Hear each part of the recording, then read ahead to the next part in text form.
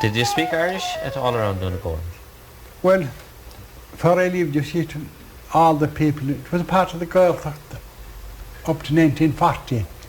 All the older people used to be talking Irish, playing cards and singing songs in Irish and talking and working. So I never took too much notice of that when I was young, but I heard it. So after years I found out it was very valuable then. But the way they were talking the Irish language that time. But the younger people weren't as interested, were they? No, not too much. Yeah.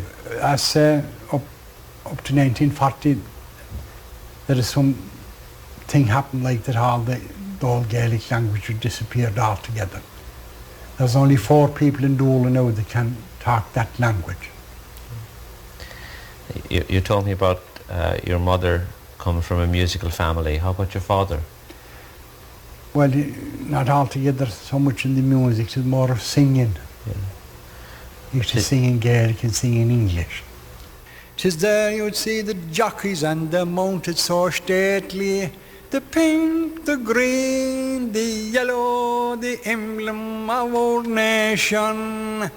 When the band was